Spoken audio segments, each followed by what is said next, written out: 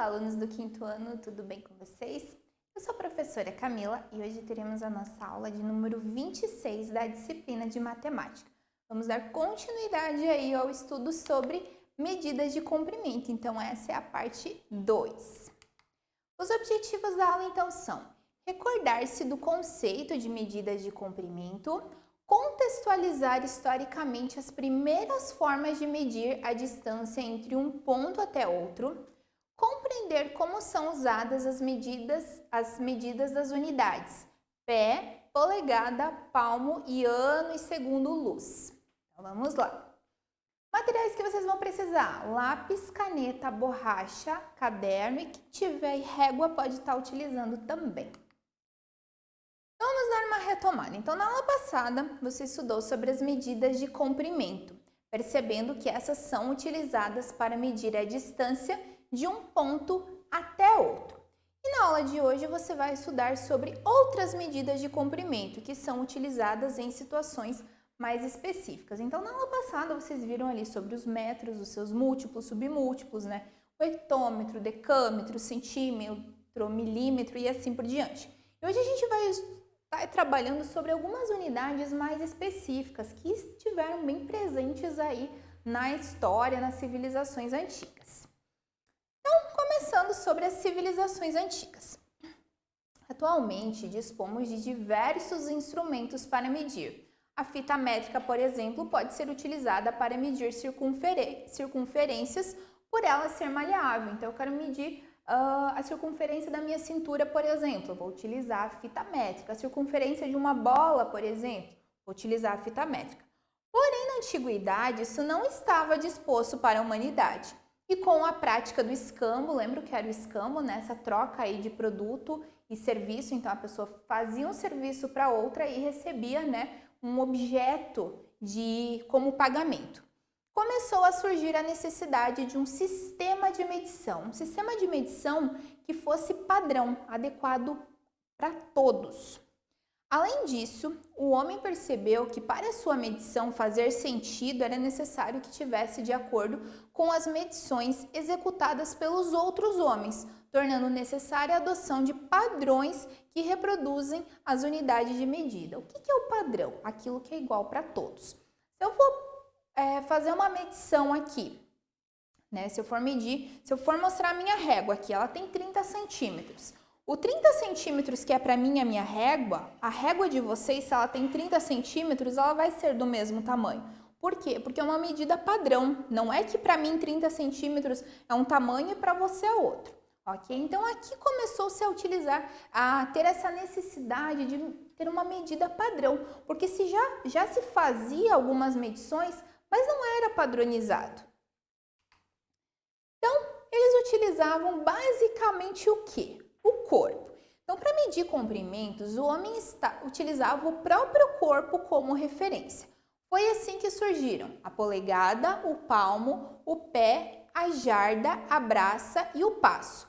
Alguns desses padrões continuam sendo utilizados até hoje. Então, aqui nós temos a polegada, que é o tamanho aqui do dedo entre um canto e outro, tá? O pé, desde o dedão do pé até no final aqui na sola. O palmo do polegar até o mindinho, o palmo bem aberto. A jarda, que vai da cabeça da pessoa aqui até, né, com a mãozinha fechada até aqui, bem esticadinho. E o passo. Os egípcios. Aqui a gente vai estar falando de uma civilização, a gente já trabalhou sobre eles antes, né, que foi a civilização aí que iniciou a escrita. Então, há cerca de 4.000 anos, os egípcios usavam como padrão de medida de comprimento o cúbito, que é a distância do cotovelo até a ponta do dedo médio. Como as pessoas têm tamanhos diferentes, o cúbito variava de uma pessoa para outra, ocasionando as maiores confusões nos resultados das medidas. Então, assim, a ideia de utilizar o próprio corpo é muito boa, porque eram as próprias pessoas que faziam a medição, então elas tinham nelas mesmas a medida a ser utilizada. Só que se a gente for analisar, cada um tem um determinado tamanho. Então, o cúbito aqui para umas pessoas vai ser de um tamanho, para outras vai ser de um tamanho diferente. e às vezes pode ter realmente a coincidência de duas pessoas terem a mesma medição, mas isso vai ser raro, tá? Então os egípcios, eles resolveram fixar um padrão único. Em lugar do próprio corpo, eles passaram a usar em suas medidas barras de pedra com o mesmo comprimento. Foi assim que surgiu o cúbito padrão. Então, primeiro o cúbito era essa medida entre o cotovelo e o dedo médio, e depois, como eles viram, né, que dava medidas diferentes por conta de tamanho das pessoas, que o tamanho das pessoas era diferente, eles resolveram fazer uma barra que tivesse o cúbito padrão, ou seja, um tamanho determinado, que era o cúbito de uma pessoa, né, para fazer isso, e assim se utilizava esse padrão. Então, todos tinham exatamente a mesma medição para estar fazendo. Como a civilização egípcia desenvolveu-se às margens férteis do rio Nilo, cultivadas por agricultores que pagavam anualmente por imposto ao faraó, essas terras precisavam ser medidas, pois o imposto era cobrado de acordo com a extensão da terra. Então, assim, a civilização antiga, eles se desenvolveram ali em grande parte nas margens do rio Nilo, que era um local bastante fértil. Então, os agricultores, eles tinham que pagar um determinado imposto para o faraó. Tá? Um imposto assim, então eles tinham aquela terra, a terra é sua, mas você precisa pagar uma quantidade em valor para o faraó. Como não era possível medir essas grandes extensões utilizando esses bastões, que era do cúbito, né, o tamanho aqui, o que acontecia? Os faraós, eles começaram a utilizar cordas. Os faraós não, né? Quem fazia as medições começavam a utilizar cordas. Elas continham nós igualmente espaçados. Então, assim, para não se medir, né? Vamos imaginar um terreno enorme. Para fazer essa medição aqui, né? Ia demorar muito tempo para colocar um cúbito do ladinho do outro. Então, o que se fazia? Eles utilizavam cordas. Nessas cordas se media, por exemplo, 5 cúbitos e ali eles faziam um nozinho no meio. Ficaria muito mais fácil estender essa corda e daí somar quantos cúbitos tinha. Então, o intervalo entre dois nós podia corresponder, por exemplo, a 5 cúbitos. Esticando as cordas era possível medir facilmente grandes distâncias. Foram assim que surgiram as trenas que a gente utiliza até os dias de hoje. Agora, pessoal, a polegada. Com certeza vocês já ouviram falar sobre a polegada, que é o que a gente utiliza aí quando a gente faz a compra de um aparelho eletrônico, uma televisão, um tablet, computador, celular, enfim. Se utiliza a polegada. Ela é representada por 2 aspas logo depois do número. Por exemplo, aqui, 40 polegadas é o número 40 e essas 2 aspas ao lado.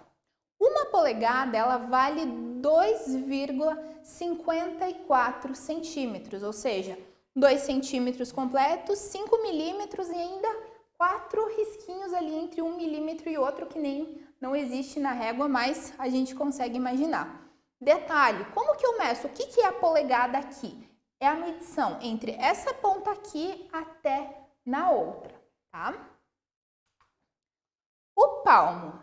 Então, o palmo é utilizado para medir objetos um pouco menores do que o que a gente mede com as polegadas. E é pouco utilizado atualmente, mas era muito utilizado nas civilizações antigas. Na figura aqui, a linha 2 ela vai representar o palmo, ou seja, aqui até aqui com a mão bem aberta, tá?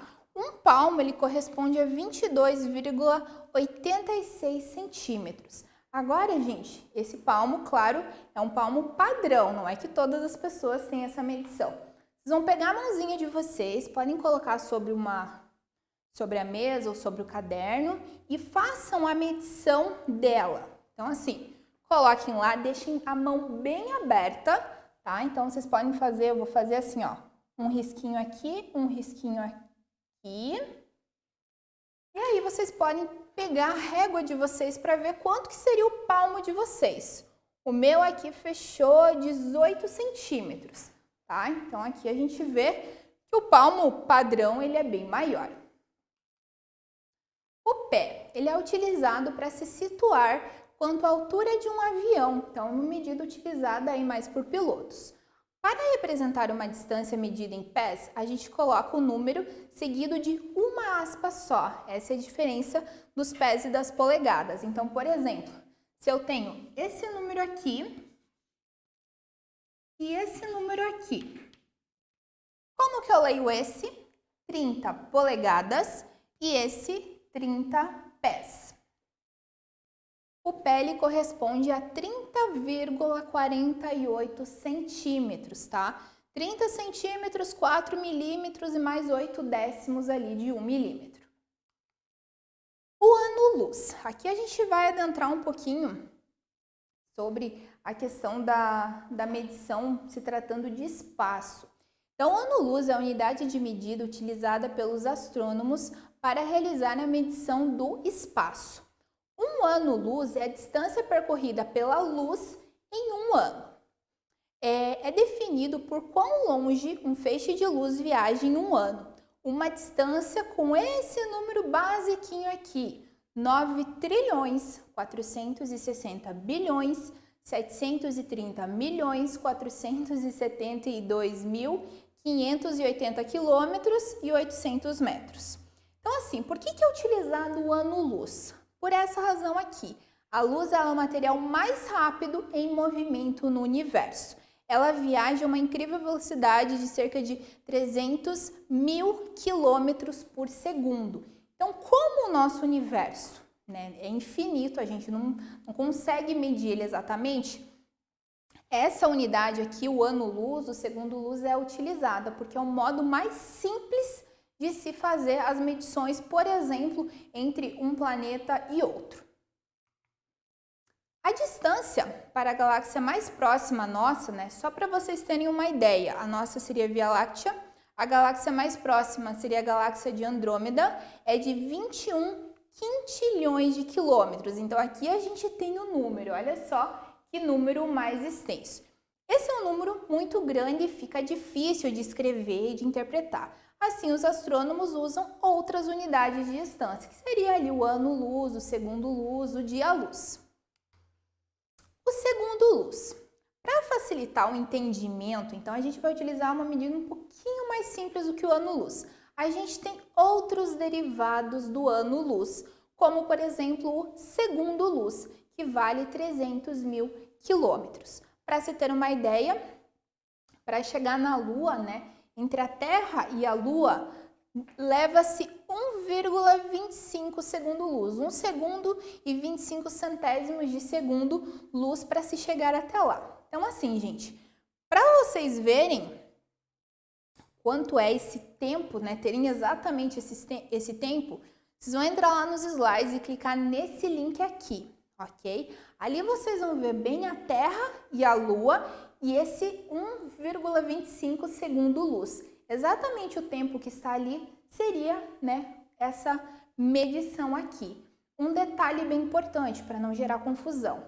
Apesar de a gente falar segundo, ano, dia, que são unidades de medida de tempo, quando a gente se refere à luz, a gente está dizendo unidade de medida de comprimento, ok? Então, para se recordar, nessa tabelinha aqui a gente vai recordar aqui essas 4 medidas que a gente trabalhou.